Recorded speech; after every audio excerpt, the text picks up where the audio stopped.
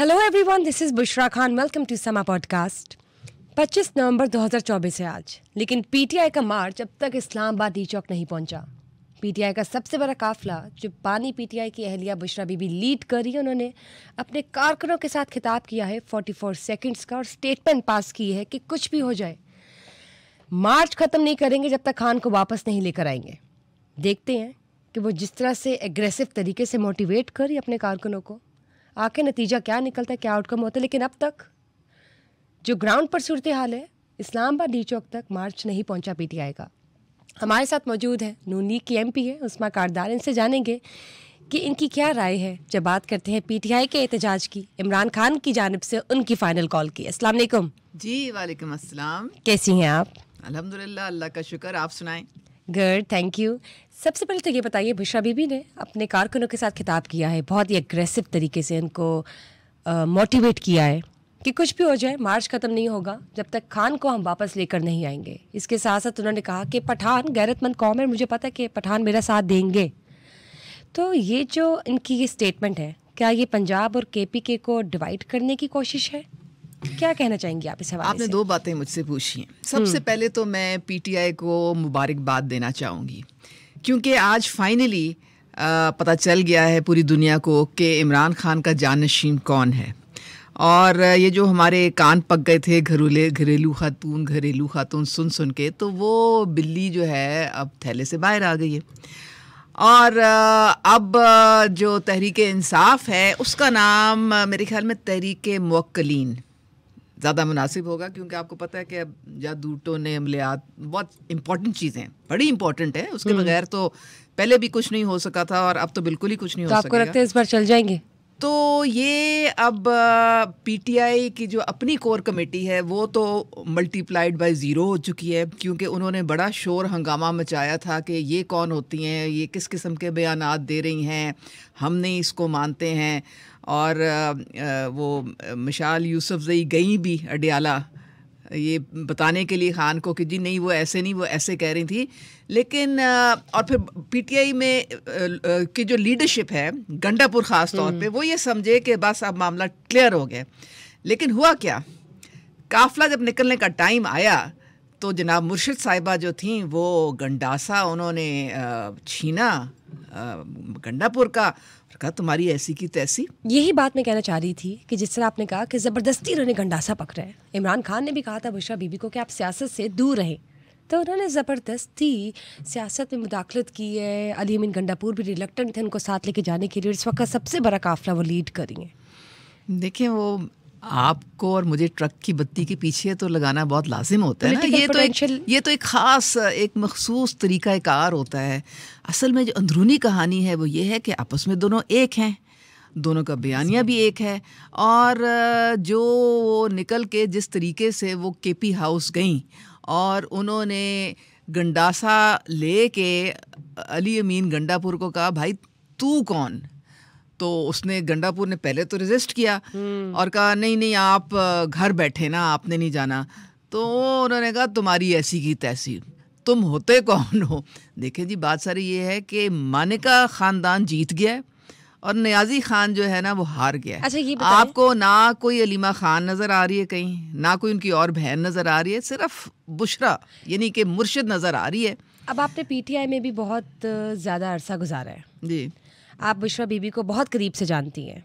बुशरा बीबी पहले यही दावा करती थी। मैं आपका पहले सवाल का जो सुबाइयत की जो आपने थी ना, वो जो इस वक्त वो पश्तून लोगों को एड्रेस कर रही हैं, इससे ज़्यादा तो अफसोसनाक बात हो ही नहीं सकती है। बिल्कुल, वो इतनी उनके जज्बात को भड़का रही हैं और किस तरह से कि तुम पश्तून हो, यानी कि उनके मुताबिक जो पंजाबी हैं या बलोची हैं, ये जो सिंधी हैं, वो कोई गैर इलाके में है और वो उनका पाकिस्तान से कोई ताल्लुक नहीं है और एक सिर्फ पश्तून है जो कि इस वक्त खान के साथ हैं और खान को उनको छोड़ेंगे नहीं और उनको सपोर्ट करेंगे। तो ये बड़े अफसोसनाक बात है कि आप पाकिस्तान के ऊपर इतनी गहरी चोट लगाने की कोशिश कर रही हैं। ये मोहतरमा she is bad news and PTI जो है, मैं सिर्फ उनसे अब पहले तो मैंने उनको खुशखबरी दी थी, अब मैं इजहार हमदर्दी भी करती हूँ, क्योंकि ये पार्टी जो है अब इसके बाद ख़त्म हो जाएगी। इनमें से कोई भी जो काबिल ज़िक्र इनका लीडर है उसको खातिर में नहीं लिया जाएगा, उसकी बात को बिल्कुल ना सुना जाएगा, ना उस पर कोई अमल होगा। सिर्फ जो मुर्शिद कहेगी, जो उसके मुवक्किलीन कहेंगे, उस पर अमल होगा, और जो नहीं करेगा उस पर इतना बड़ा कांटा लग जाएगा। यानी कि आपको लगता है कि नाकामी की तरफ जा रही है पीटीआई? अपने कब्र खुद खोद दी है इन लोगों ने, क्योंकि देखो ना, आप जब अपनी जो जजमेंट है यूज़ करनी बंद करो, जब 3.5 साल भी हमने यही देखा था, जब हमने खान के साथ स्ट्रगल की थी तो उस वक़्त वो अपने दिमाग से बात करता था, पाकिस्तान की बात करता था, एक नए पाकिस्तान की, और हम उस पर यकीन भी कर लेते थे। लेकिन ये जब मोहतरमा आई हैं तो वो खान ने अपने दिमाग का तो डब्बा ही बंद कर दिया।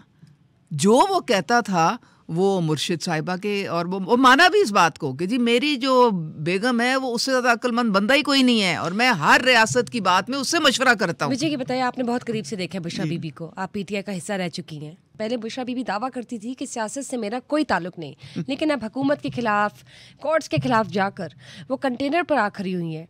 आप इस हवाले से क्या कहेंगी? देखें, ये असल चेहरा उनके खुल के सामने आ गया। करना क्या चाहती हैं वो? 2 लफ्ज़ हैं मेरे इस पूरे मंबे के लिए, और वो हैं ग्रैंड धोखा। ये सब धोखा है, ये लोगों की आंखों में धूल झोंकने का एक तरीका है। इनके असल अज़ाइम कुछ और हैं। ये चाहते हैं इस वक्त पावर, और पीएम की कुर्सी रात को ख्वाब में भी आती है। वो तो शादी भी इसीलिए की गई थी कि जी पीएम की कुर्सी होगी तो वारे न्यारे होंगे, उसके बाद फिर जनाब तोशा खाना होंगे और उनके तोहफे होंगे, और 5-5 कैरेट के हीरे होंगे। तो ये गेम प्लान था ना। अब वो गेम प्लान जब बीच में से ख़त्म हो गया तो वो तो फिर आपने देखा ना कि वो तो उनके सारे प्लान चौपट हो गए। तो इसलिए वो अब दोबारा जो निकली हैं, पहले वो बिहाइंड द सीन्स थी, अब वो फ्रंट में आ गई हैं। फ़र्क कुछ नहीं है। पहले भी इस फैसले उन्हीं के कहने से होते थे, और अब ओपनली हो रहे हैं, अब ओपनली हो रहे हैं। लेकिन मुझे एक खदशा है। जी बताएं। और मुझे ये खदशा है कि ये मोहतरमा इतनी ज़्यादा एम्बिशियस हैं कि मुझे नहीं लगता कि ये बानी को जेल से निकालने का इनको ज़रा भी कोई इनमें इनका इरादा है। ये इनको चाहेंगी कि वो जेल में रहें, क्योंकि जिस दिन वो बाहर निकल आए ये फिर फारिग हो जाएंगी। ठीक है, फिर तो नहीं ये बैठ के कंटेनर से सुबायत फैलाएंगी, या फिर तो नहीं गंडासे लेके गंडापुर को आएंगी, तू कौन, अब तो मैं सब कुछ हूँ। लेकिन आप ये देखिए ना उज़्मा जी, फर्स्ट लेडी बना बुशरा बीबी का ख्वाब है, वो हिस्सा तो नहीं बन सकती ना जब तक वो प्रेसिडेंट नहीं बनेंगे मिस्टर इमरान खान। देखो देख लेना, मैं तो आपको बता दिया है कि वो चेयरमैन बनने जा रही हैं, और जब वो चेयरमैन बन जाएंगी तो फिर पार्टी उनके हाथ में आ जाएगी। फिर वो स्याह करें सफ़ेद करें, पार्टी तो फारिग है ना बेचारी। कोई शरीफ बंदा तो नहीं रह सकता ना, कोई शरीफ बंदा जिसने एक तरीके से सियासत करनी है, वो ना तो ये जादू टोने, ना ये अमलियात, ना ये इस तरह की जो मिर्चें जलाना और ये इस तरह के फजूल जो बातें आप सुनते हैं, मतलब ये है कुछ है तो इसमें ये बातें होती है ना, ऐसे तो नहीं है। क्या सुनती थी आप कि मिर्च जलाने की आपने बात की, मतलब क्या करती थी? मिर्चें जलाने की आप जरा वो मुबशिर लुकमान का सुन लें व्लॉग। 17 किलो मिर्चें जलाई गई थी ज़मान पाक में। नहीं, आप बताएं, और आपने क्या सुना है, मतलब विद इन द पार्टी आप क्या सुनती थी कि उन्होंने क्या स्ट्रेटजीज, अब क्या अमलियात जो आप लोग कह रहे हैं? देखें, बात ये है कि ये आपने देखा वो जो काला डब्बा पहन के तशरीफ़ लाते थे अदालत में, तो इससे ज़्यादा एक जिसे कहते हैं ना कि मज़ाहिया बात क्या हो सकती है कि आप अगर अदालत जाएंगी तो काला डब्बा पहन के जाएंगी, बाल्टी पहन के जाएंगी। तो कौन पहनाता था उनको बाल्टी? मोहतरमा पहनाती थी। फिर मोहतरमा कहती थी कि जी तुम पहाड़ों पे चढ़ जाओ, तुमने पहाड़ों से नीचे नहीं उतरना। फिर ये मोहतरमा के कहने से किसी जनाजे पे नहीं जाते थे। ये अपना जो करीबी दोस्त है नईमुल हक, जिसने 26 साल अपनी ज़िंदगी के वक्फ कर दिए इनके साथ, उसके जनाजे तक पे नहीं गए। ये वो क्वेटा में जो वो शिया हजरात थे, जनाजे पड़े हुए थे और वो दफना नहीं रहे थे। वो कह रहे थे कि जब तक कि आप हमें कोई एक अंडरटेकिंग नहीं देंगे कि हमारे मुतालबात पूरे होंगे, गए नहीं वहाँ पे। इसलिए क्योंकि इनको बताया गया है कि आपने ना किसी कब्रिस्तान में जाना है, ना किसी जनाजे के पास जाना है। ये सारी वो चीज़ें हैं जो कि आप तोहम परस्ती में आती हैं। हमें इस्लाम तो ये चीज़ें नहीं सिखाता है ना। इस्लाम को इस्तेमाल करना एक मज़हब कार्ड चलाना अपने सियासी मकासद के लिए, वो सारा किस्सा है। लेकिन आप देखें ना, किसी न किसी हद तक बुशरा बीबी तो कामयाब हो गई, क्योंकि इमरान खान को उन्होंने अपनी बातों में ले लिया। इमरान खान के मना करने के बावजूद भी वो सियासत में मुदाखलत कर रही है। इस वक्त आप देख सकते हैं कि वो काफिले को लेके रवाना हो रही हैं इस्लामाबाद चौक की जाना। नहीं, अब तो वो ताज पीटीआई का उनके सर पे जो है वो सजा दिया गया। हाँ जी, अब हम ये भी कह सकते हैं कि ना तो सिर्फ उन्होंने पीटीआई में फूट डाली है, बल्कि उन्होंने इमरान खान के खानदान में भी फूट डाली और उसमें भी वो कामयाब हो गई। उनकी बहनें नजर नहीं आ रही। देखें, बहनें कहीं नजर नहीं आ रही, कहीं से कहीं भी कोई अपडेट्स नहीं मिल रही। तो फिर इसका मतलब है कि इनके मुवक्किलीन जो हैं वो इस वक्त बड़े ज़बरदस्त स्ट्रेटजीज लेके आगे बढ़ रहे हैं और उनसे तो कोई मुकाबला नहीं कर सकता ना। तो अब देख लें कि पाकिस्तान में आगे देखें क्या। नहीं तो फिर अगर आप कह रही कि इनके मौकलीन से कोई मुकाबला नहीं कर सकता, तो वो इन मौकलीन को इस्तेमाल क्यों नहीं कर रही रिहाई के लिए? इतने ज्यादा इमरान खान की रिहाई के लिए क्यों इस्तेमाल नहीं कर रही? मेरे ख्याल में जब ये 9 महीने रही है ना अडियाला में, तो मौकलीन ज़ाहिर है इनके साथ थे। तो मेरे ख्याल में बानी साहब अकेले ही मटन और देसी मुर्गी और देसी घी खाते रहे। अगर वो मौकलीन को भी थोड़ा सा दे देते ना, तो शायद वो उनको वहाँ से निकलवाने में कामयाब हो जाते। लेकिन वो उन्होंने लगता है कि कुछ खातिर नहीं की उनकी ज़्यादा, इसलिए वो भाग गए वहाँ से। तो अब मेरे ख्याल में ये जो जंग है, ये इक़्तिदार की जंग है और इसमें सिर्फ अफसोस मुझे इस बात का होगा कि जो लोग आंखों पे पट्टी बांध के इनके पीछे चल पड़ते हैं, उनके मुस्तकबिल का क्या बनेगा। देखें, पाकिस्तान तो अल्हम्दुलिल्लाह जो है वो बिल्कुल अब सही ट्रैक पे आ गया। हमारी मईशत भी सही हो गई है, हमारा स्टॉक एक्सचेंज, डॉलर, हमारी जो इन्फ्लेशन है वो भी अब सिंगल डिजिट में आ गई है। तो हमारी एक डायरेक्शन मईशत की जो है ना, अब देखें शंघाई कॉन्फ्रेंस, आज जो ये बेलारूस से आए हैं सदर, 40 उसमें जो हैं बिजनेसमैन हैं जो कि इन्वेस्टमेंट ला रहे हैं पाकिस्तान में। तो ये सारी चीज़ें क्या अंदिया दे रही हैं। मुझे ये बताया ना, आपने बेलारूस के वफ्द की बात की जिसको रिसीव किया है वज़ीर दाखिला ने, बाकी सब कहाँ है? मरीम नवाज ने रिसीव नहीं किया, शहबाज शरीफ किधर है, नवाज शरीफ किधर है? देखें, पाकिस्तान पीपल्स पार्टी की हम बात करते हैं। नहीं, ये देखें, आप देखें कि एक प्रोटोकॉल होता है ना। कल जब उनके तकरीबन 65 लोग वफद के पहुंचे हैं, तो उसमें सदर नहीं थे, उसमें उनके बाकी लोग थे। सदर उनके आज मोस्ट प्रोबेबली पहुंचेंगे और जब सदर पहुंचेंगे तो फिर उसके मुताबिक, प्रोटोकॉल के मुताबिक, एक देखें प्रोटोकॉल होता है, आप फॉलो करते हैं। इसमें मेरे आपके कहने से कोई फ़र्क नहीं पड़ता है। जो आपकी ब्लू बुक कहती है उसके मुताबिक आपको चलना पड़ता है और ये एक बड़े हाई लेवल पे इसकी हफ्तों पहले इसकी तैयारी शुरू हो जाती है। ये बताएं, जब बात करते हैं मरीम नवाज की, आप मरीम नवाज की पॉलिटिक्स को किस तरह देखती है? देखिए, मरीम नवाज़ जब मैं पीटीआई में थी तो ख़ान ने हमारे कान इतने भर दिए थे, हम इतना जहर घोल दिया था हमारे दिमागों में कि हम समझते थे कि वो तो ना उनके पास अकल है, ना उनके पास समझ है, ना बूझ है और कुछ भी नहीं है। लेकिन ना उनकी वीडियो भी वायरल हुई थी आपके साथ। अब जब मेरी खुद ज़ाती तौर पे उनसे इंटरेक्शन हुई और मैंने उनको करीब से जब देखा, मैं हक्का बक्का रह गई।